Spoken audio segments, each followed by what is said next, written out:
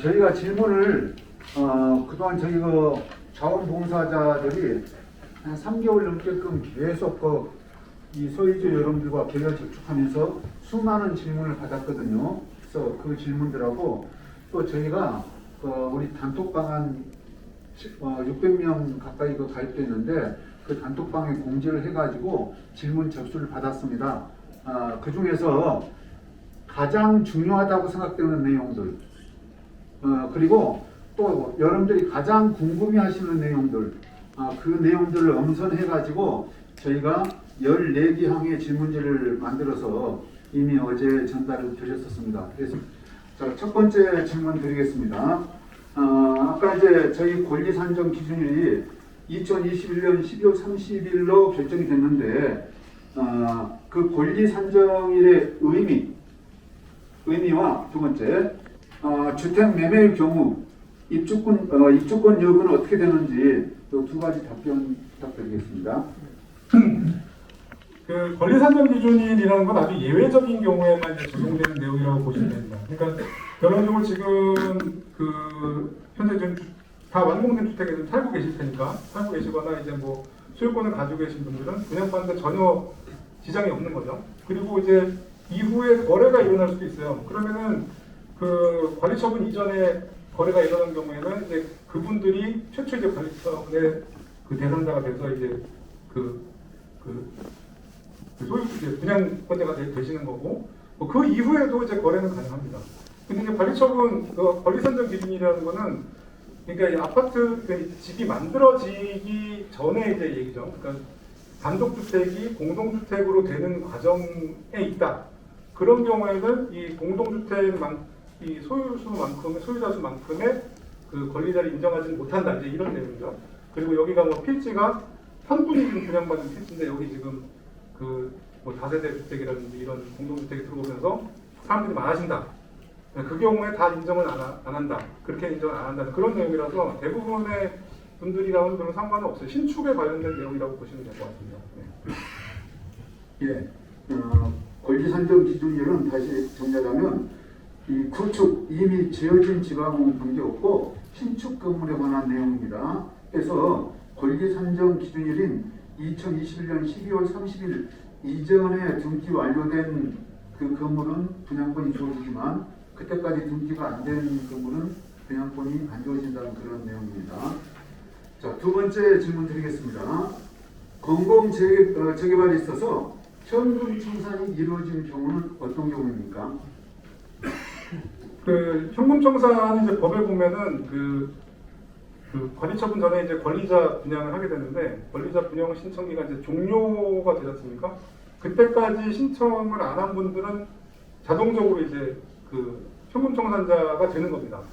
그러니까 대부분의 경우는 신청을 안 하신 분들이 이제 현금 청산자가 되시는 거고 좀 전에 말씀하셨던 이제 신축 과정에 있어서 뭐 그런 경우가 생기면 권리 산정 기준에 맞지 않는 그런 분들이 생기신 경우에는 이제 분양 못 받는 거고 또 이제 뭐 과소필지라고 해서 뭐 90제곱미터가 안 되는 경우를 가지고 계신 분은 하고 싶어도 이제 못하는 그런 경우가 생기고 그렇게 이제 되는 거죠. 그러니까 권리자 대부분은 분양 신청을 안 하시고 자진적으로 포기하신 분들이 현금 청산자가 되시는 겁니다. 대부분은.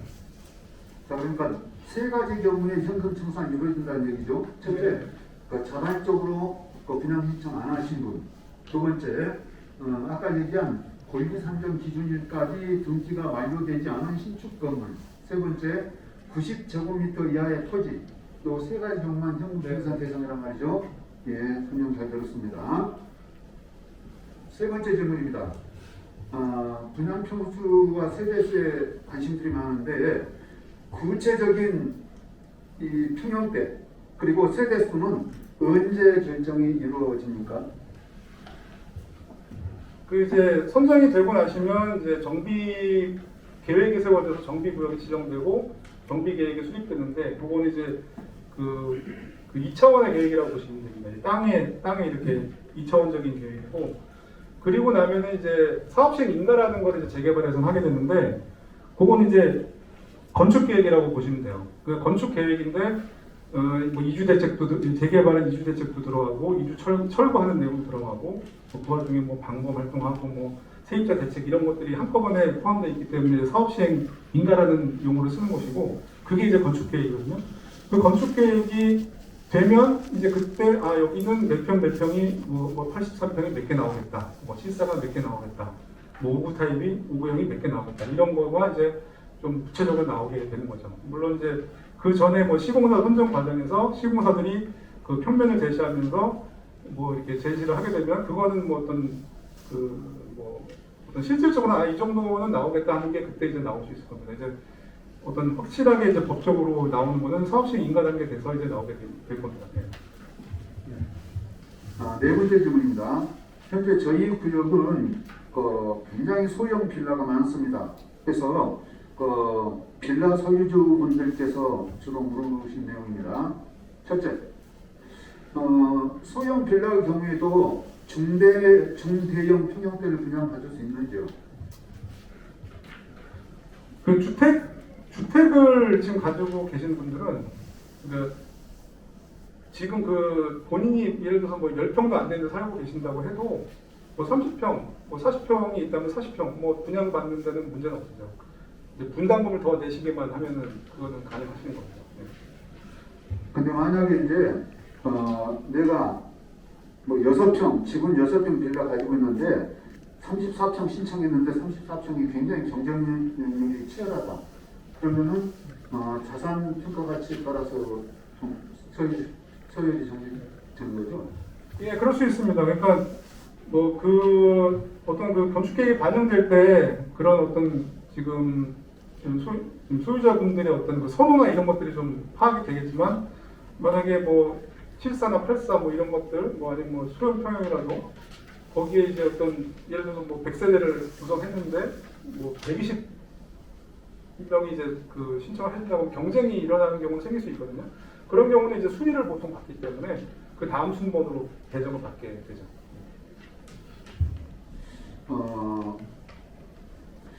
좀 애매한 질문이긴 한데 이걸 또 묻는 분들이 많아가지고 일단 질문에 올리겠습니다. 25평형을 분양받았을 경우 현재 예상 분담금은 얼마나 되는지 답변 가능할까요? 그거는 제가 답변드리기 좀 힘듭니다. 건축 계획이 이제 나와서 그런 것들이 나와서 여기 이제 비례율이나 이런 것도 나와야지 분담금도 이제 나올 수가 있는 건데 지금 저희는 이제 공모 절차를 진행하는 이제 직원이고 뭐 사업 구역 담당이나 이런 사람들이 아니거든요. 여기도 아직은 이제 신청 단계이기 때문에 구역에 대해서 정확히 모르고 있고 그래서 아직은 분담금은 좀 말씀드리기 좀 힘든 상황입니다.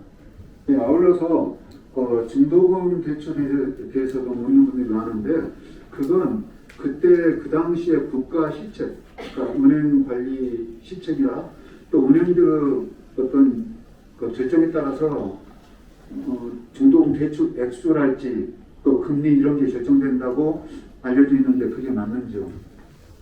예, 좀 그렇습니다. 은행 부분이 사실은 제일 좀 애매한데 제 경험으로는 예를 들어서 사업 시행 약정에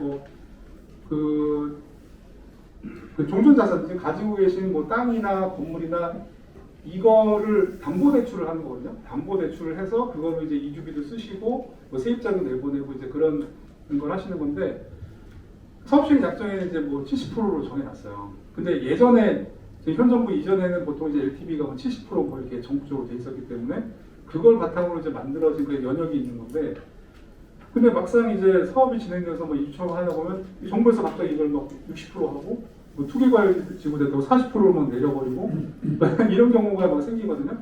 그러면은 사실 약정은 그렇게 정했다고 하더라도 막 그렇게 돼버리는 수밖에 없네요. 은행이 뭐 여기는 약정했으니까 이거 70% 해주겠으니 우리 그렇게 해드리기 이게 아니고 정부 정책에 따라서 여기는 무조건 우리는 60%밖에 못해요. 뭐 50%까지밖에 못해 하면은 좀 그렇게 되는 좀 일이 생기기 때문에 그거는 이제 실제로 정부 정책이나 뭐 금융 정책의 흐름에 따라서 좀 많이 좌우되는 내용이라서 조금 두고 보셔야 될 것 같아요. 네. 그건 민간 재개발이나 공공 재개발이나 마찬가지 경우죠? 그럼요. 똑같습니다. 네, 알겠습니다.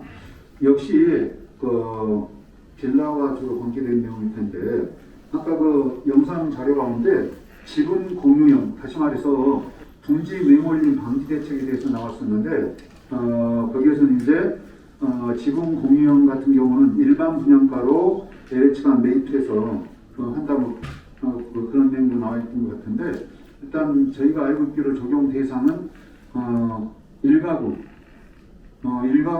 소유주고, 그다음에 59제곱미터 이하의 주택을 구입할 때 요 분담금의 절반 내에서 금리 1.8% 이자로 빌려준다고 했었는데, 이제 지금부터 이게 이제 질문인데, 그렇게 해서 이제 이제 살 때 혹시 살면서 전세 또는 월세 임대가 가능합니까? 그러니까 이제 그 중공에 대해서 이제 그 분양을 받으신 주택에 대해서 전세하고 있는 건 뭐 당연히 가능하신 내용이죠. 근데 이제 공공임대 중에서 아까 뭐 지분형 주택이라든지 수익형, 수익 공유형 전세거든요. 사실 요거는 아직 가이드가 정확하게 나와 있는 게 없어요. 그러니까 실제 그 유형이 될지는 좀 지켜봐야 됩니다. 그러니까 지분형 주택이라는 거는 이제 권리자분들이 분양 받을 때 이제 돈이 지금 그 권리가액으로 인정된 게 3억 원인데 5억 원을 분양받으면 2억이 부족하지 않습니까? 그러면 2억을 이 지분으로 이제 그 뭐 처리를 한다 이런 내용이죠. 근데 사실 보통은 이게 사실은 그 진짜 나중에 될지는 좀 의심스러운 게 보통 이제 대출을 받아서 이제 처리를 하시기 때문에, 또 이제 그 수익형, 수익 공유형 전세라는 거는 그 어떤 그 임대 말고 전세로 하는데 이 전세를 했을 때 나중에 나가시게 되면 보증금을 돌려드리는데, 그 보증금의 플러스 알파에서 어떤 그 배당 수익을 준다는 그런 개념인데, 그게 이제 5, 6대책에 정부에서 발표한 그 발표문에 있는 내용이에요. 그건 이제 그 수익형 전세라는 거는 지분형 주택은 그 법에 있긴 있어요. 근데 이 수익형 전세는 따로 이제 법에 없는 내용이거든요. 그래서 그 부분은 좀 지켜봐야 될 것 같습니다. 어떤 구체적인 지침이라든지 뭐 그런 내용이 없어요. 그래서 그거는 지금 좀 말씀드리기는 힘들고, 어쨌든 그런 것들을 나중에 이제 그 여기서 더 지어야 되는 공공임대 쪽에 그런 유형을 넣어준다는 그런 개념으로 돼 있다고만 제가 말씀드립니다. 제가 잠깐 착각한 부분이 있었는데, 그 일반 분양가로 매입한다는 건 아까 수익형 전세, 그걸 얘기하는 겁니다. 수익형 전세고, 그다음에 지분 공유형 이거는 이제 뭐냐면은 재개발을 하게 될 경우에 원래 살던 원주민들이 막 돈 없어 쫓겨난다 뭐 그런 얘기 많이 하잖아요. 그리고 실제 저희가 어르신들 많이 찾아뵀을 때도 특히 그 연로하신 분들 같은 경우 다 돈 없어서 못해 라고 말씀하신 분들 많았었거든요. 그래서 그런 서민들을 위한 대책이고, 제가 확인한 바로는 5, 6대책 공문에 명시가 되어 있거든요. 그리고 또 얼마 전에 KBS에서 무엇이든 물어보세요. 거기에서 한 30분 이상이 걸쳐서 LH 쭉 나와서 설명했었는데, 거기에서도 그게 확정됐다라고 제가 들었었거든요. 사실 그 지분형 주택이 지금 법에 있는 내용이라서 당연히 법에 있으니까 할 수 있죠. 근데 이제 실제 그게 한 케이스가 있는지는 모르겠어요. 그리고 이건 제 개인적인 생각이지만, 지분을 나눠 가져서 결국 나중에는 이 지분 정리를 해서 뭐 해야 될 텐데, 그 결국 나중에 이제 그 지난 시점의 어떤 감정 평가나 이런 걸 통해서 이제 할 텐데, 처음 분양 받는 것보다 그게 유리할지 좀 의심스럽긴 하거든요. 그래서 그거는 실제 사례를 제가 못 봤기 때문에 가능은 하게 돼 있는데, 그거는 좀 이제 약간 아이디어 차원이 좀 강하지 않나 좀 그런 생각이 들고요. 근데 이제 제가 볼 때 이건 실제 사례를 찾아볼 수가 없는 게 당연한 게, 요게 이제 작년에 처음 나온 거라서 아직 시행된 예는 전혀 전무할 걸로 지금 알고 있습니다. 작년에 처음 이제 나온 거라서. 자, 다음 질문 가겠습니다.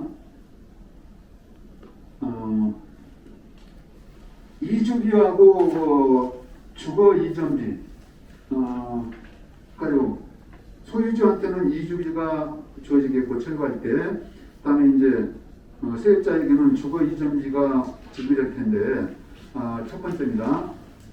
각각 그 감정가액 몇 프로 내에서 이루어지는지.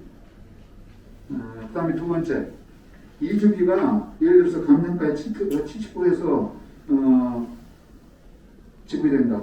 그래서 저 5, 6대책 공문에 보면은 이제 이주리 같은 경우 3억 원까지는 도시 기금으로 1.8% 이자로 대출이 되고 그 나머지 추가로 대출을 할 때는 LH에서 은행과 연계해서 해준다 그런 얘기도 있는데 이 두 가지에 대해서 좀 답변 부탁드리겠습니다. 그 이주비라는 거는 예를 들어서 이제 그 소유자분들이 이주비가 있고 또 주거전비나 이런 거는 또 소유자분하고는 상관없어요.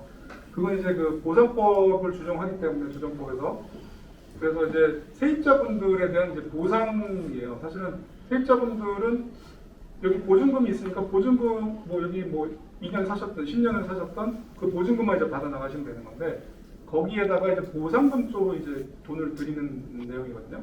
그래서 세입자분들은 이제 그런 보상이 이제 법상 하게 돼 있으니까 하시는 거고 또 권리자분들 이제 소유자분들은 그 이제 종전자산을 아까도 말씀드렸듯이 담보를 해서 대출을 하는 건데 그거 퍼센티지는 말씀드리기는 참 힘들어요. 네.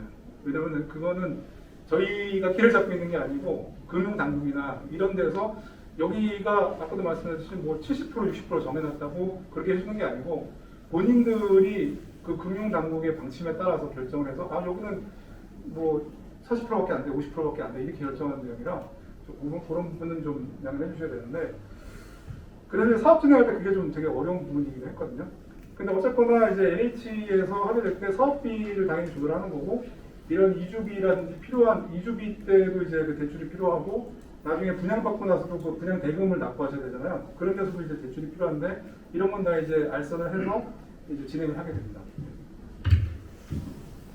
참고로 한 가지 알려드릴 건 뭐냐면 어제도 한은에서 기준금리 인상한다고 그런 얘기도 나오는데 코로나 때문에 돈을 많이 풀었다가 그래서 이제 인플레가 심해지니까 이제 지금은 돈을 걷어들이고 있는 지금 추세거든요. 그래서 대출도 굉장히 까다롭게 규제를 하고 은행 금리 높여가지고 예금 유도하고 그런 식으로 이제 돈을 굉장히 많이 걷어들이기 때문에 중도금 같은 게 상당히 중요해졌습니다.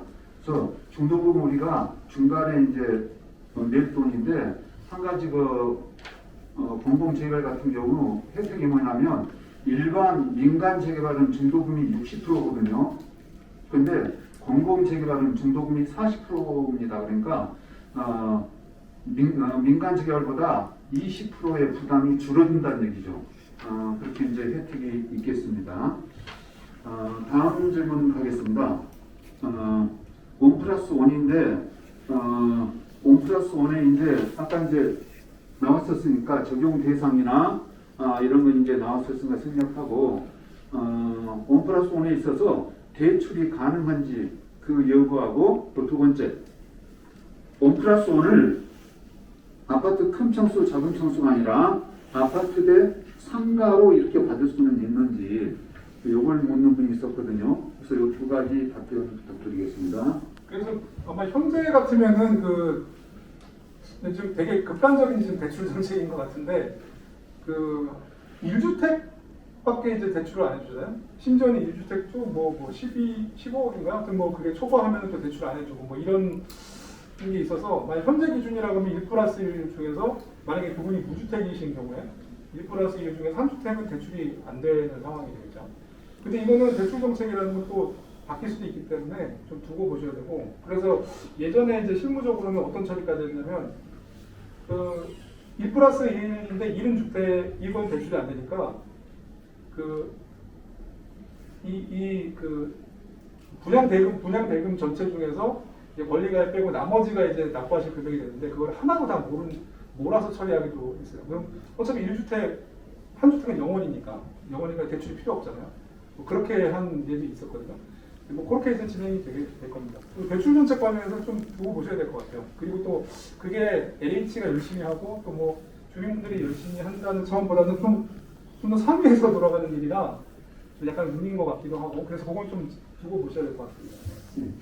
1+1에 대해서 한 가지만 더 질문 드리겠습니다. 아까 상가 가능하냐고 그랬는데 그러니까 결론적으로는 가능하죠. 그러니까 1+1이 원래는 주택이니까 그런 개념으로는 상가는 이제 안 되는 건데 예를 들어서 내가 권리가액이 많아서 주택을 분양받고 나머지가 상가 하나를 분양받을 금액이 되면 그런 식으로 1 플러스는 가능하죠. 네. 예, 알겠습니다. 1 플러스 1에 대해서 한 가지만 더 여쭙겠습니다. 얼마 전 그 보도에서 1 플러스 1 같은 경우는 다주택으로 보지 않고 일시적 2주택으로 간주해가지고 양도세 중과를 폐지한다, 그걸 검토한다는 거 보도가 있었거든요. 여기에 지금 확정이 됐나요? 어쩌나요? 죄송하지만 그건 좀 제가 잘 몰라서 세금 관련된 건 좀 너무 어려워서 저는 답변을 좀 하긴 좀 힘들 것 같네요. 네, 그럼 그 부분은 나중에 확인이 되는 대로 다시 단체 카톡방을 통해서 알려드리도록 그렇게 하겠습니다. 다음 이제 8번째 질문입니다. 연세 드신 분들한테 그런 질문이 많았었는데 다가구나 상가, 다중주택 이런 데들에서는 이제 월세, 시면서 임대 소득을 통해서 생계를 유지하고 그런 분들이 계시는데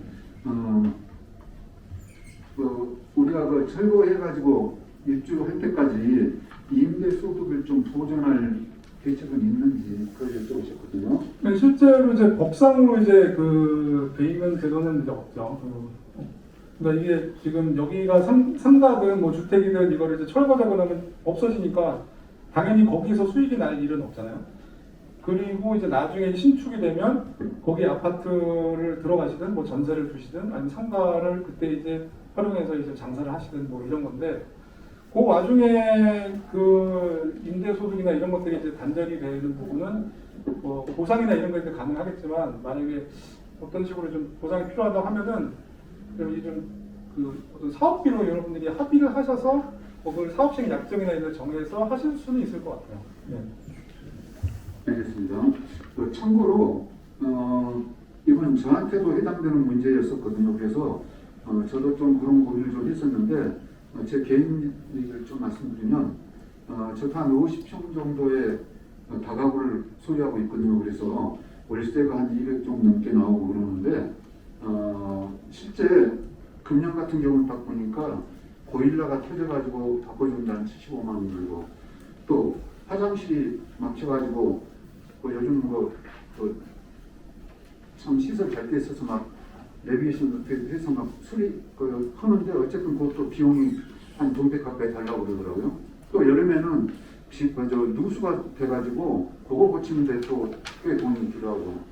그러니까 결과적으로 해서 한 200만 원 좀 더 넘게 월세가 있다 치더라도 그런저런 비용 털고 그리고 또 이제 제가 3월 말에 그런 4천만 원 가까이 들여가지고 월 리모델링 하는 식으로 1층 전체하고 3층을 수리를 했거든요. 해가지고 월 리모델링에 풀옵션 해가지고 세를 내놨는데 한 몇 달 지나도 거의 더러워지조차도 않더라고요. 그러니까 갈수록 이제 세를 넣더라도 평지 또 신축 건물 그런 데 위주로 세가 나가고 이 구축 오래된 건물들은 안 들어오더라고요. 실제 그래가지고 제가 수중에 진 돈을 계산해 보니까 한 150도 채 안 될 것 같아요. 왜냐면 공실 막 가난하고 어쩌고 복들하고 막 150도 채 안 돼요. 그러면 1년 해봐야 그게 한 1,800 들어서 잡고 1,800이 나온다는 얘기거든요. 그러면 10년 해봐야 1억 8천이에요. 10년에 1억 8천. 근데 여기 이제 현재 부동산 상임도 몇 분 계시고 그러지만은 현재 저희 한 그런 정도 평수 딱 내놓으면 한 12억 자야 뭐 그 정도 받을 거예요. 근데 거기에 이제 34평 아파트를 저희가 분양받게 되면은 요 근처 시세를 감안했을 때 거의 34평 같은 경우는 20억 안팎 가까이 될 거다라고 다들 예상하더라고요. 그리고 25평 받더라도 한 15억 정도 가까이 갈 거다 그렇게 예상을 해요. 그러면 실제 그렇게 했을 때 제가 34평 아파트만 한 채만 받더라도 뭐 40평도 가능하겠지만 34평 하나만 받더라도 요 갭이 한 8억 정도 이상 생긴다는 얘기예요. 그러니까 당장 눈앞에 보이는 1,800만 원이 아쉽긴 하지만은 한 2, 3년이면 한 8억 이상의 이익이 생기거든요. 그래서 그런 걸 감안했을 때 저도 그래서 그리고 갈수록 또 집 관리가 힘들어지더라고요. 그래서 재개발만이 답이구나 그런 생각을 가지고 적극 열심히 지금 그 자원봉사를 하고 있습니다. 다음 질문 드리겠습니다.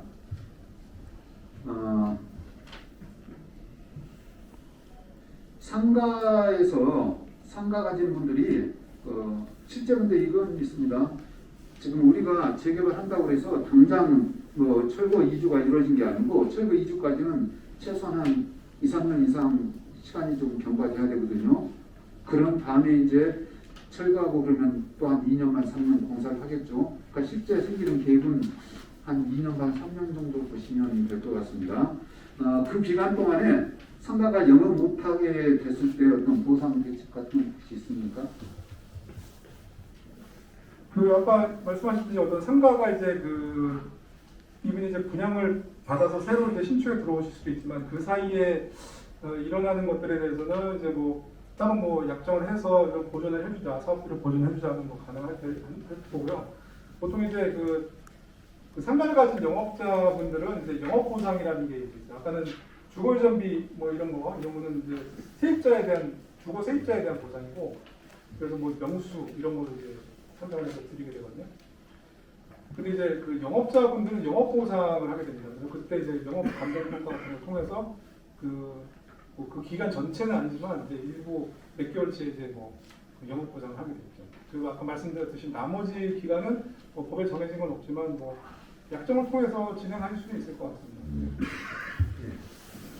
또 다음 질문입니다. 10번째 질문인데 지금 전세 끼고 집을 소유하고 계신 분들이 계실 텐데 지금 그 5, 6대책 공문에 나와 있기를 3억까지는 1.8% 이자 재생기금 1.8% 이자로 대출이 가능하고 그 추가분에 대해서는 건설사 또는 LH에서 은행 측과 얘기해서 은행 대출로 융자 지원을 해준다 그렇게 들었는데 그게 가능한지요? 그래서 아까도 이제 계속 대출 관련된 그 질문은 전 답변이 좀 힘든데, 그래서 지금 아까 그 정부에서 그렇게 하겠다고 발표를 했으니까 그 5.6대책 그 발표문에 이게 내용이거든요. 뭐 그렇게 진행을 하시겠죠. 근데 아직은 뭐 지침이나 이런 게 확실히 나와 있는 건 없어서 좀 그거는 좀 보고 나중에 좀 안내를 드려야 될 것 같습니다. 자, 여러분 이제 임대 아파트에 대한 겁니다. 임대 아파트 비율을 사업성이 낮은 곳은 좀 비율을 많이 낮춰주기도 한다는데 저희도 그게 가능하겠습니까? 이제 그 용적률이라는 게 이제 뭐 공공원이나 이런 걸 떠나서 보통 이제 정해진 그 정비계획상 용적률이 있고, 이거를 보통 지자체에서 뭐 기부 지담을 더하면 뭐 아파트 임대를 더 지으면 4% 더 주고 더 주고 하면서 인센티브를 주는 형식으로 이제 되는 거니까 뭐 사업성 뭐 그런 차원에서 보면 이제 뭐 사업성이 낮아서 더 준다. 그러니까 역으로 얘기하면 사업성이 낮아서 내가 임대 아파트를 더 지으면 뭐 이렇게 더 하겠다는 취지니까 사실 그거 잘 맞지는 않는 것 같아요. 맞지는 않는 거지만 뭐 그건 조금 좀 연관관계는 그렇게 크진 않을 것 같습니다. 그 임대 아파트를 덜 짓게 해준다 그런 거라기보다 약간 반대 개념으로 돼 있거든요. 지금 그 인센티브는 뭐 공공도 그렇지만 일반 민간 재개발로. 며칠 전부 단톡방에 어떤 분이 기발한 질문을 올렸던데 뭐냐면은 그 새로 지어질 아파트의 이미지 제고를 위해서 그 임대 아파트를 지방 출신 서울대생들에게 임대를 주면 어떤가 그걸 또 제의를 했더라고요. 그게 가능하겠습니까? 그럼 뭐 가능할 수도 있을 것 같습니다. 그게 지금 그 임대 아파트 구조가 어떻게 되냐면 이 사업장에서 이제 사업을 진행하면서 이제 분양을 하지 않습니까? 그러면 일반 분양은 철거 다 끝나고 착공 들어가면 보통 분양을 이제 하게 되고, 임대 아파트는 마지막에 분양을 해요. 근데 이제 임대 아파트는 뭐 LH에 넘기시든 뭐 지자체에는 넘기든 뭐 이런 식으로 진행이 되는데, 이제 이 사업장이 입장에서 매각을 하면 되는 거거든요. 그럼 매각을 하게다가 임대할 때는 뭐 LH가 한다든지 LH 이름으로 임대를 한다든지 그렇게 될 텐데, 이제 매각을 끝난 다음에 이제 하게 되는 거죠. 그러니까 여기 조합에서 임대 아파트를 하는 그런 건 아닐 거고 이제 매각을 해서 이쪽에서 그 인수를 해가지고 하는 식이 되지 않을까 싶은데 그러면 이제 그 일반 분양 아파트도 그렇지만 임대 아파트도 주택 공급 규칙이라는 게 있어서 그거에 따라서 이제 공급을 해야 됩니다. 그러니까 마음대로 이제 공급하는 게 아니라 그거에 따라서 공급을 해야 되는데 뭐 여러 가지 유형이 많이 있어요. 뭐 그 임대 아파트 같은 경우에는 저도 뭐 다 모를 정도로 뭐 되게 내용 많고 예를 들어 탈북 이탈 주민들 이런 분들은 우선 공급하고 뭐 다자녀 우선 공급하고 거기에 이제 뭐 대학생분들이나 그런 분들도 어떤 혜택이 있을 수는 있거든요. 거기에 맞는다면은 그런 식으로 공급 가능할 수 있을 겁니다. 근데 주택 공급 규칙도 되게 많이 바뀌는 규칙 중에 하나예요. 잘 아시겠지만 뭐 정부 바뀔 때마다 뭐 시책 바뀔 때마다 이 사람 우선권 주고 저 사람 빼고 막 이런 것들이 많이 일어나는 거기 때문에 그때 가서 만약에 내용이 있다면은 가능할 수도 있을 겁니다. 다음 질문은 상당히 좀 이율주관적이긴 한데 감정가는 높게 조합원 분양가는 낮게 하는 게 가능한지요? 아까도 여기서 나왔지만은 그 감정평가를 높게 하거나 낮게를 이 사업장에서 할 수가 없어요. 저희나 뭐 주민대표분들이 할 수가 없어요. 아시겠지만 아까도 그 영상에 나왔지만 그 지자체에서 이 두 사람을 선정을 아예 해버리고 거기서 평가를 하고 그 가격을 이제 받아서 쓰는 형식인 거라 그거는 높게 한다, 낮게 한다는 말 자체가 이제 성립이 안 되는 그런 거고 뭐 권리자 분양가나 이런 거는 뭐 그거는 약정을 통해서 정하는 거기 때문에 뭐 그거는 뭐 상황에 따라서 뭐 정할 수 있고 한 80% 선에서 많이 정하게 되는 것 같더라고요. 딱 정해진 건 아니거든요. 그게. 네.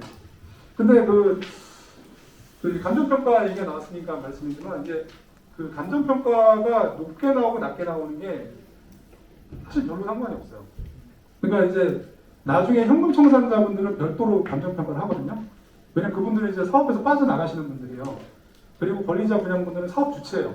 그 CEO나 마찬가지예요. 주식을 사신 분들이나 비슷한 주주나 같은 그런 개념인데 그 앞에 보통 관심을 갖게 되는 그 종전 자산에 대한 감정평가는 나 혼자만 높게 평가받으면 좋죠. 좋은데 그게 아니고 전부 다 높게 받으면 어차피 권리가액을 선정할 때는 중간에 비례율을 계산하기 때문에 다 높게 받으면 비례율이 낮아져요. 그 비용이 많이 들기 때문에 사업성이 낮아진다는 얘기거든요. 그러면은 예를 들어서 뭐 1억으로 내가 그 감정평가를 원래 9천만 원 정도면 적당한데 1억으로 감정평가를 잘 받았어요. 다들 잘 받았어요. 그러면은 비례율이 여기서 100%였다가 뭐 90%로 떨어졌단 말이에요. 그러면은 다시 이 1억 감정평가 받았던 금액이 9천만 원이 되는 거예요. 그리고 실제 내가 이제 그 8천만 원밖에 그러니까 9천만 원을 받아야 되는데 8천만 원을 적게 받았어요. 전부 다 적게 받았어요. 그럼 이것도 희한하게 비례율이 좋아져요. 그러니까 100%가 110%가 되기 때문에 8천만 원이 권리가액에서는 거의 또 9천만 원이 돼버려요. 그러니까 사실은 이게 또이또이 되는 그런 관계가 돼서 권리자분 입장에서는 내가 이제 권리자 분양을 위해서 이제 감정평가를 이제 종전자산의 감정평가 받게 되는데 그거를 전부 높게 받건 전부 낮게 받건 별 의미가 없다는 거죠. 뭐 조금 뭐 몇 퍼센트 차이가 날지 모르겠지만 전부 높게 받으면 결국 권리가액은 낮아지고 전부 낮게 받으면 결국 권리가액은 더 높아지는 효과가 나거든요. 예. 뭐 그렇게 좀 말씀드립니다. 그러니까 이런 말씀이시죠. 우리 조합원들한테는 분담금이 사실 중요한 건데 감정평가액을 높게 받으면 그만큼 사업비가 올라가니까 분담금도 높아진다는 얘기죠. 반대로 감정평가액을 낮게 책정하면 사업비가 낮아지니까 대신 분담금도 낮아지고 그렇단 말씀이시죠? 네, 그런. 예. 서로 상관관계를 이제 가지고. 예, 알겠습니다. 그리고 이런 감정평가의 산출은 민간 재개발과 공공 재개발이 다릅니까? 똑같습니다. 네. 알겠습니다. 다음 질문입니다. 현재 증여를 생각하신 분도 있으실 텐데 언제까지 증여를 완료해야지 입주권 승계에 지장이 없는지요? 그러니까 아까도 말씀드렸다시피 이제 권리상정 기준이라는 거는 이제 아까 그런 특이한 신축이나 이런 데 이제 해당되는 내용이니까 예를 들어서 뭐 증여라는 건 항상 일어날 수 있죠. 뭐 상속도 일어날 수 있고. 그래서 이제 뭐 그 관리처분 전에 증여를 받았던 상속을 받았던 뭐 그렇게 되면은 그분이 이제 최초로 이제 권리자가 되시는 거고 뭐 그 이후에도 만약에 뭐 이제 이제 나중에 계약서를 쓰시게 될 텐데 그러면 뭐 아파트 분양받으신 분은 분양받았을 때 이거를 또 전매할 때 밑에 쓰듯이 그런 식으로 이제 넘어가게 되는 겁니다. 네. 그러니까 관리 처분 전까지만 이루어지면 된다는 말씀입니까? 이제 증여라는 거는 이제 그 이후에도 이루어질 수는 있죠. 이루어질 수 있는데 뭐 어쨌든 관리 처분 전이라고 하면은 이분이 이제 그 최초 분양자가 되는 데는 아무 문제는 없는 거죠. 잘 들으셨죠? 마지막 질문입니다. 세입자에게 주어지는 혜택은 어떤 것들이 있습니까? 그 사실은 이제 공공 그 재개발을 아까 하게 되면은 분양이 늘면서 임대 아파트도 는다고 했지 않습니까? 그래서 임대 아파트가 느는 게 사실은 세입자 혜택이 증가됐다고 볼 수도 있을 것 같거든요. 여기 임대 아파트가 뭐 아무 데서나 그냥 들어오는 게 아니고 이 구역에서 세입자를 쓰는 분들이 그 우선 자격을 가지게 돼요.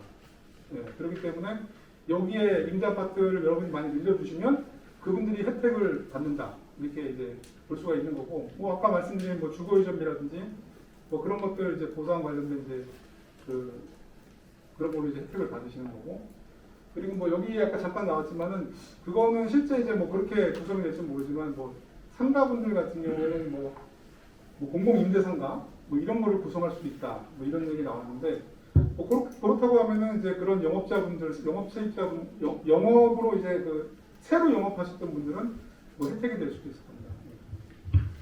그러니까 요약하자면은 주거 이전비 지급, 그다음에 임대 아파트 우선 입주권, 이두 가지가 가장 크겠네요. 예, 그렇다고 볼 수 있을 것 같습니다. 예, 감사합니다.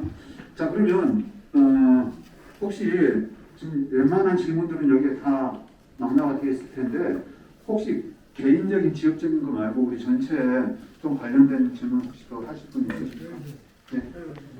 순서 먼저 하셨습니다.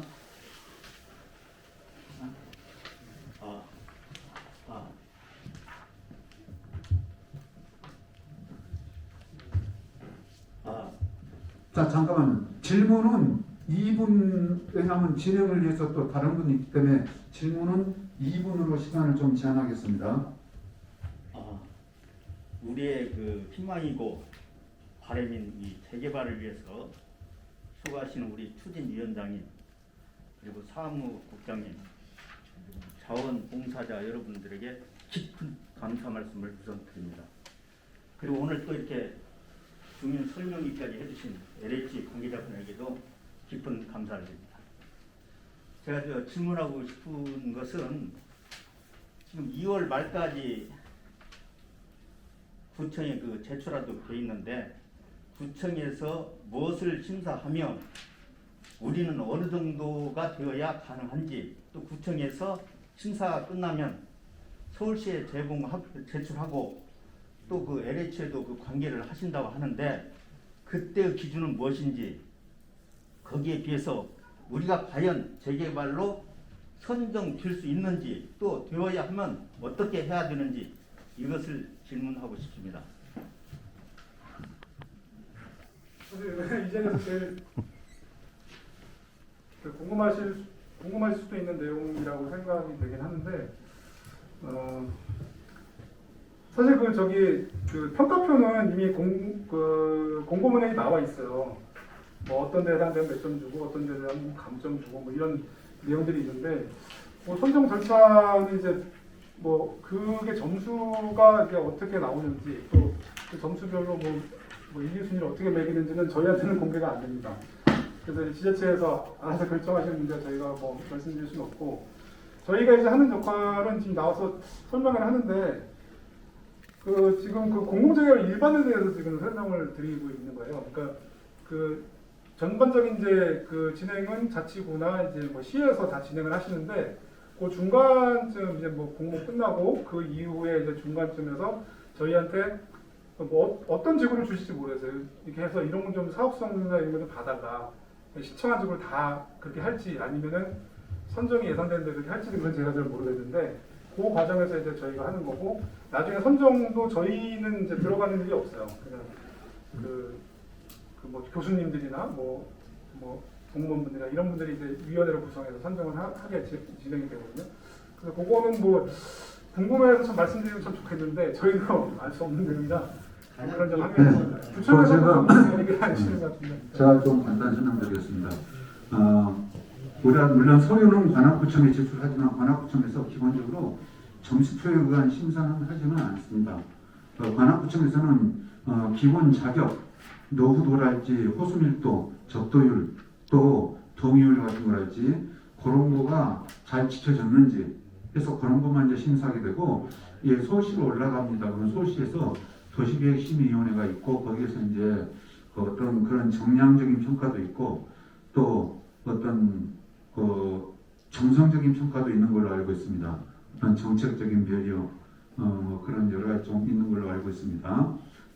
참고로 그래서 또 중요하게 보는 요소 중에 한 가지가 주민 동의율이거든요. 주민들이 얼마큼 간절히 원하고 있는지. 그래서 저희가 추진위원회 판단에는 작년 같은 경우는 한 60% 정도 선이면은 그래도 안전권이겠다 판단했는데 올해는 더욱더 좀 경쟁이 치열해진 것 같습니다. 신통 같은 경우만 하더라도 25군데 마을 선정한다고 했는데 102군데가 선정했거든요. 근데 올해는 더 많은 좀 경쟁이 있을 것 같아요. 그래서 저희가 현재 지금 동의율이 이번 주까지 딱 보면 60%가 더 넘었습니다.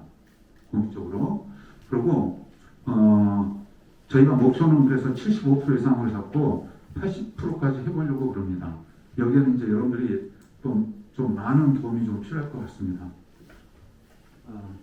아까 또 이제 손 드신 분이 바로 뒤에 계셨었죠. 여기서 어떤 얘기를 해주셔서 감사합니다. 다르면 저는 단독주택을 갖고 있는데요.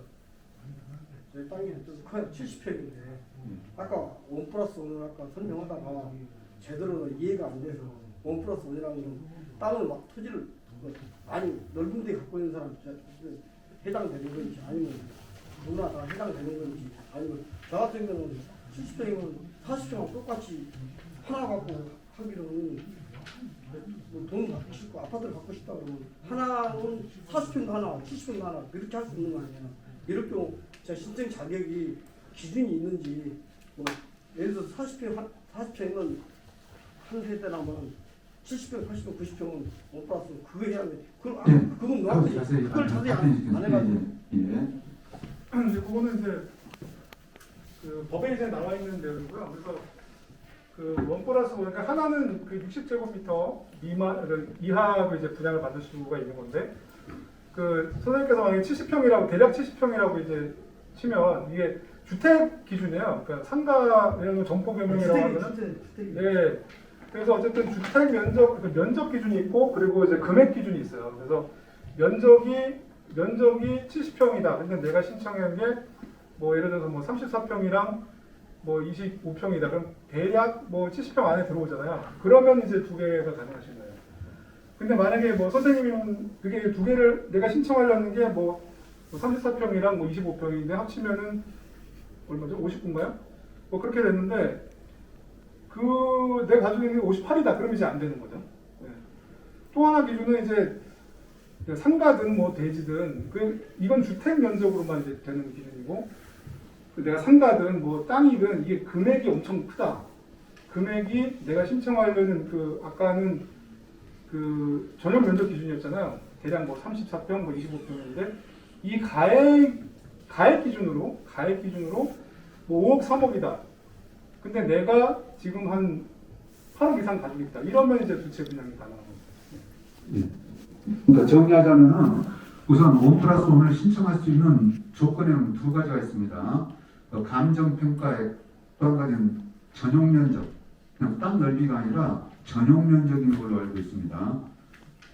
해서 감정평가액은 내 가지고 있는 요 집의 감정평가액이 두 채 분양가를 합친 가격보다 더 높을 때 신청 가능한 걸로 알고 있고 또 한 가지는 이제 전용 면적이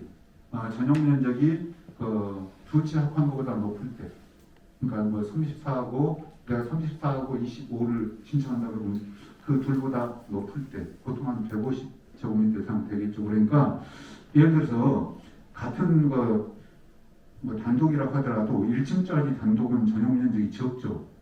그런 건 1+1 신청 자격이 안 될 경우가 발생합니다. 대신에 뭐 다가구, 뭐 한 3층 건물 그러면 전용 면적이 넓게 나오죠. 그래서 그런 건 신청 가능할 거고 일단 그건 신청 자격이고요. 그래서 만약에 1+1에 대한 신청 경쟁률이 높을 때는 제가 알기로는 그 감정평가액 순으로 높은 순으로 이렇게 당첨된다고 그렇게 알고 있습니다. 맞습니까?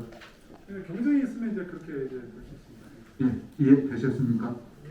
뭐 단톡방에 어떤 분이 기발한 질문 올렸던데 뭐냐면은 그 새로 지어질 아파트의 이미지 제고를 위해서 그 임대 아파트를 지방 출신 서울대생들에게 임대를 주면 어떤가 그런 또 제의를 했더라고요. 그게 가능하겠습니까?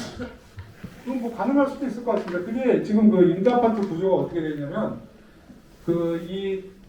이 사업장에서 이제 사업을 진행하면서 이제 분양을 하지 않습니까? 그러면 일반 분양은 철거 다 끝나고 착공 들어가면 보통 분양을 이제 하게 되고 임대 아파트는 마지막에 분양을 해요.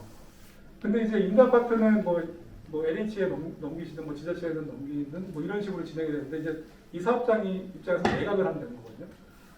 그럼 매각을 하게 되면 임대할 때는 뭐 LH가 한다든지 LH 이름으로 임대를 한다든지 그렇게 될 텐데 이제 매각을 끝난 다음에 이제 하게 되는 거죠. 그러니까 여기 조합에서 임대 아파트를 하는 그런 건 아닐 거고 이제 매각을 해서 이쪽에서 그 인수를 해가지고 하는 식이 되지 않을까 싶은데 그러면 이제 그 일반 분양 아파트도 그렇지만 임대 아파트도 주택 공급 규칙이라는 게 있어서 그거에 따라서 이제 공급을 해야 됩니다. 그러니까 마음대로 공급하는 게 아니라 그거에 따라서 공급을 해야 되는데 뭐 여러 가지 유형이 많이 있어요. 뭐 그 임대 아파트 같은 경우에는 저도 뭐 다 모를 정도로 뭐 되게 내용이 많고 예를 들어 탈북 이탈 주민들 이런 분들은 우선 공급하고 뭐 다자녀 우선 공급하고 거기에 이제 뭐 대학생분들이나 그런 분들도 어떤 혜택이 있을 수는 있거든요. 거기에 맞는다면은 그런 식의 공급 가능할 수 있을 겁니다. 근데 주택 공급 규칙도 되게 많이 바뀌는 규칙 중에 하나예요. 잘 아시겠지만 뭐 정부 바뀔 때마다 뭐 시책 바뀔 때마다 이 사람 우선권 주고 저 사람 빼고 막 이런 것들이 많이 일어나는 거기 때문에 그때 가서 만약에 내용이 있다면은 가능할 수도 있을 겁니다. 다음 질문은 상당히 좀 이율주관적이긴 한데 감정가는 높게 조합원 분양가는 낮게 하는 게 가능한지요?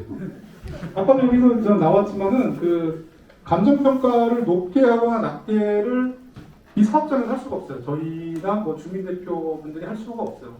아시겠지만 아까도 그 영상에 나왔지만 그 지자체에서 이 두 사람을 선정을 아예 해버리고 거기서 평가를 하고 그 가격을 이제 받아서 쓰는 형식인 거라 그거는 높게 한다, 낮게 한다는 말 자체가 이제 성립이 안 되는 그런 거고 뭐 권리자 분양가나 이런 거는 뭐 그거는 약정을 통해서 정하는 거기 때문에 뭐 그거는 뭐 상황에 따라서 뭐 정할 수 있고 한 80% 선에서 많이 정하게 되는 것 같더라고요. 딱 정해진 건 아니거든요. 그게. 네.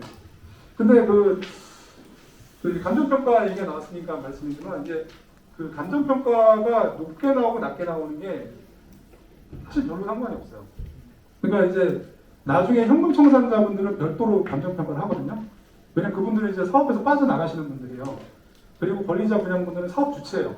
그 CEO나 마찬가지로 주식을 사신 분들이나 비슷한 주주나 같은 그런 개념인데 그 앞에 보통 관심을 갖게 되는 그 종전 자산에 대한 감정평가는 나 혼자만 높게 평가받으면 좋죠. 좋은데 그게 아니고 전부 다 높게 받으면 어차피 권리가액을 선정할 때는 중간에 비례율을 계산하기 때문에 다 높게 받으면 비례율이 낮아져요. 그 비용이 많이 들기 때문에 사업성이 낮아진다는 얘기거든요. 그러면은 예를 들어서 뭐 1억으로 내가 그 감정평가를 원래 9천만 원 정도는 적당한데 1억으로 감정평가를 잘 받았어요. 다들 잘 받았어요. 그러면은 비례율이 여기서 100%였다가 뭐 90%로 떨어졌단 말이에요. 그러면은 다시 이 1억 감정평가 받았던 금액이 9천만 원이 되는 거예요. 그리고 실제 내가 이제 그 8천만 원밖에 그러니까 9천만 원을 받아야 되는데 8천만 원을 적게 받았어요. 전부 다 적게 받았어요. 그럼 이것도 희한하게 비례율이 좋아져요. 그러니까 100%가 110%가 되기 때문에 8천만 원이 권리가액에서는 거의 또 9천만 원이 돼버려요. 그러니까 사실은 이게 또이또이 되는 그런 관계가 돼서 권리자분 입장에서는 이제 내가 이제 권리자 분양을 위해서 이제 감정평가를 이제 동전자산의 감정평가 받게 되는데 그거를 전부 높게 받건 전부 낮게 받건 별 의미가 없다는 거죠. 뭐 조금 뭐 몇 퍼센트 차이가 날지 모르겠지만 전부 높게 받으면 결국 권리가액은 낮아지고 전부 낮게 받으면 결국 권리가액은 더 높아지는 효과가 나거든요. 예. 뭐 그렇게 예, 좀 말씀드립니다. 그러니까 이런 말씀이시죠. 우리 조합원들한테는 분담금이 사실 중요한 건데 감정평가액을 높게 받으면 그만큼 사업비가 올라가니까 분담금도 높아진다는 얘기죠. 반대로 감정평가액을 낮게 책정하면 사업비가 낮아지니까 대신 분담금도 낮아지고 그렇단 말씀이시죠? 네, 뭐 그런 예, 그래서 상관관계를 이제 예, 알겠습니다. 그리고 이런 감정평가액 산출은 민간 재개발과 공공 재개발이 다릅니까? 똑같습니다. 네.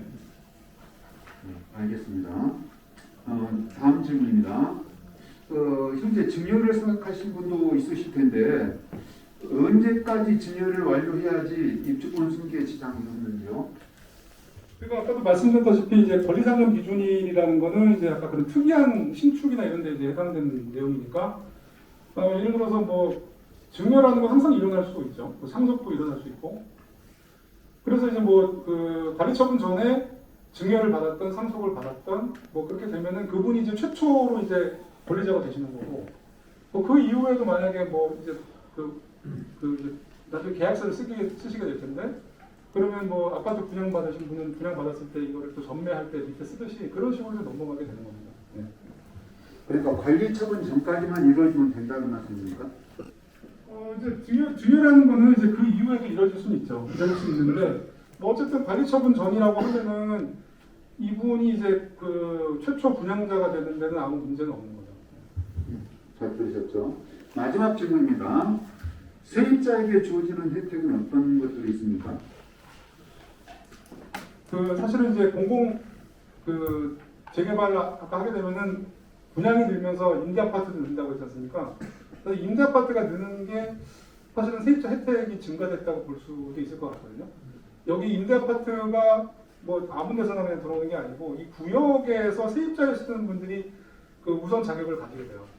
네, 그렇기 때문에 여기에 임대 아파트를 여러분이 많이 늘려주시면 그분들이 혜택을 받는다 이렇게 이제 볼 수가 있는 거고, 뭐 아까 말씀드린 뭐 주거이전비라든지 뭐 그런 것들 이제 보상 관련된 이제 그런 걸로 이제 혜택을 받으시는 거고, 그리고 뭐 여기 아까 잠깐 나왔지만은 그거는 실제 이제 뭐 그렇게 구성이 될지 모르지만 뭐 상가분들 같은 경우에는 뭐 공공 임대 상가 뭐 이런 거를 구성할 수 있다 뭐 이런 얘기 나왔는데, 뭐 그렇다고 하면은 이제 그런 영업자분들, 영업세입자분, 영업으로 이제 그 새로 영업하셨던 분들은 뭐 혜택이 될 수도 있을 겁니다. 그러니까 요약하자면은 주거 이전비 지급, 그다음에 임대 아파트 우선 입주권, 이 두 가지가 가장 크겠네요. 예, 그렇다고 볼 수 있을 것 같습니다. 예, 감사합니다. 자, 그러면 혹시 지금 웬만한 질문들은 여기에 다 낭나가 되어 있을 텐데 혹시 개인적인 지역적인 거 말고 우리 전체에 좀 관련된 질문 혹시 더 하실 분 있으십니까? 네. 자, 순서 먼저 하겠습니다.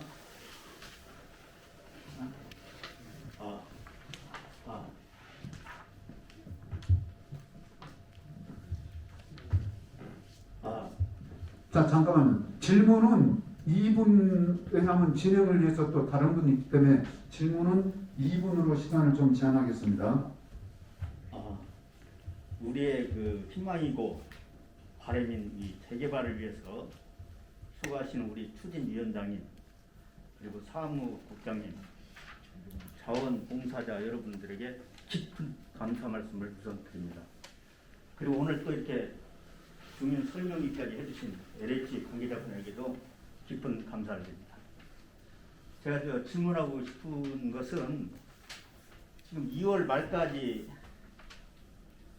구청에 그 제출하도록 되어 있는데 구청에서 무엇을 심사하며 우리는 어느 정도가 되어야 가능한지, 또 구청에서 심사가 끝나면 서울시에 제출하고 또 그 LH에도 그 관계를 하신다고 하는데 그때의 기준은 무엇인지 거기에 비해서 우리가 과연 재개발로 선정될 수 있는지 또 되어야 하면 어떻게 해야 되는지 이것을 질문하고 싶습니다.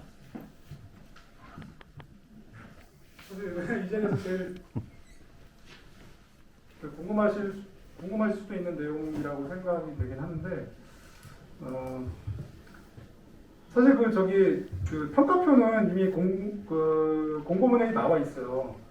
뭐 어떤 데에 해당되면 몇 점 주고 어떤 데에 대한 감점 주고 뭐 이런 내용들이 있는데 뭐 선정 절차는 이제 뭐 그게 점수가 이게 어떻게 나오는지 또 그 점수별로 뭐 1, 2순위를 어떻게 매기는지는 저희한테는 공개가 안 됩니다.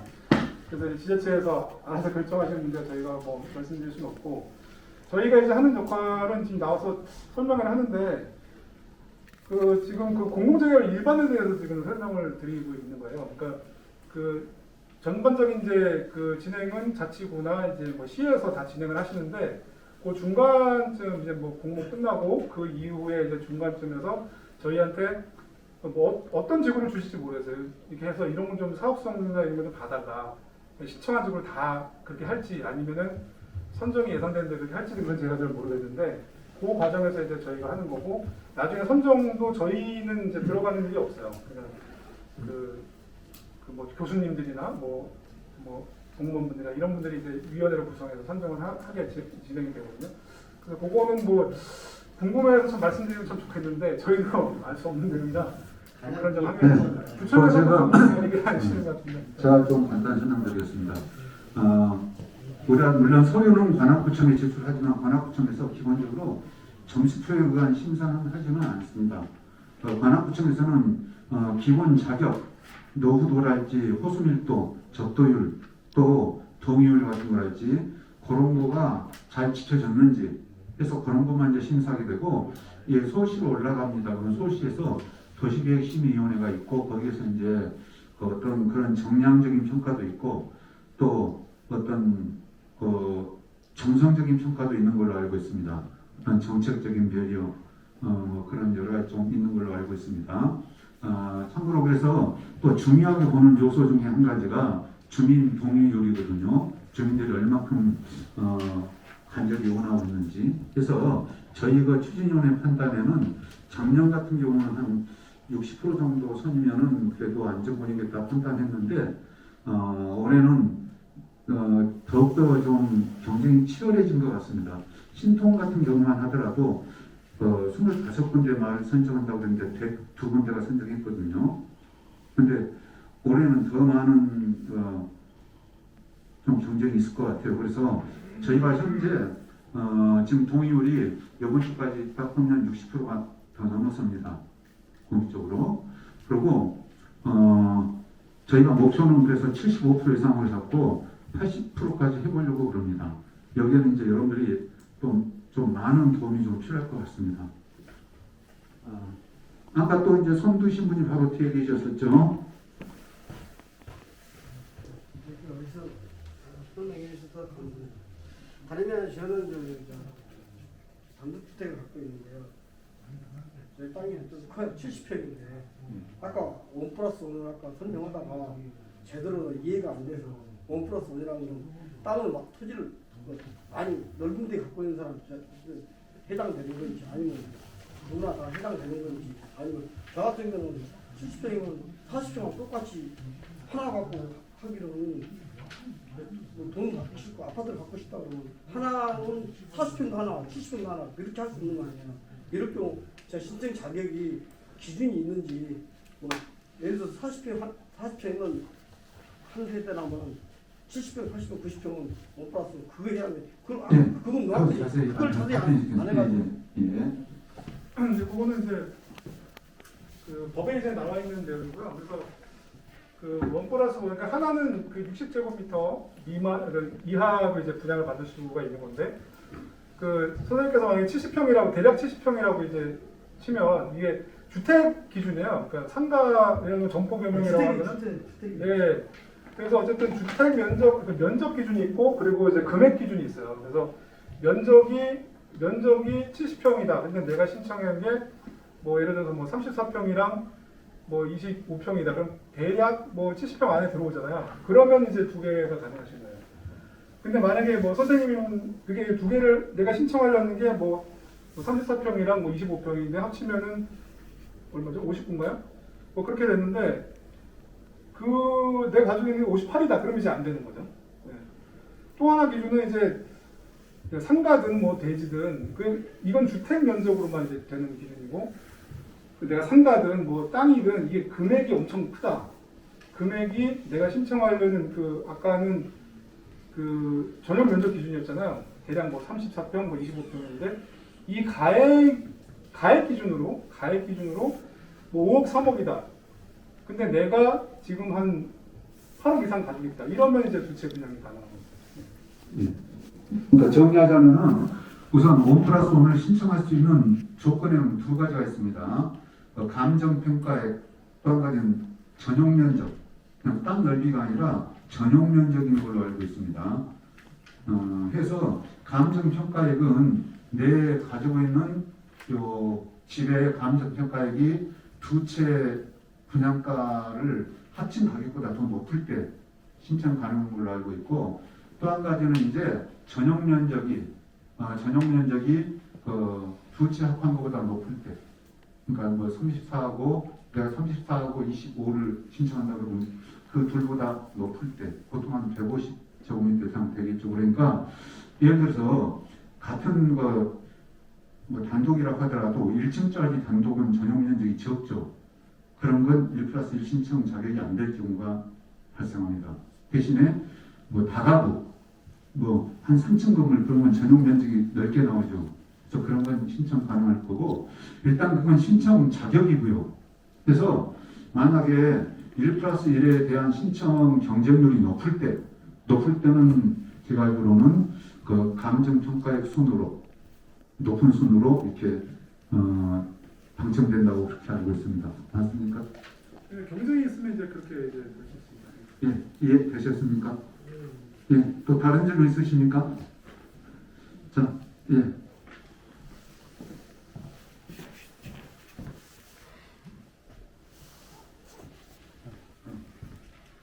다름이 아니라 말 들으면서 소리가 잘 들립니다. 다름이 아니라 이 명칭에 대해서 있잖아요. 정확하게 이해를 하지 못해가지고 얘기되는데 보통 저희들이 갖다가 공유 재개발을 한다고 하면은 그 소유주가 이전을 하게 되고 이전을 되면 나중에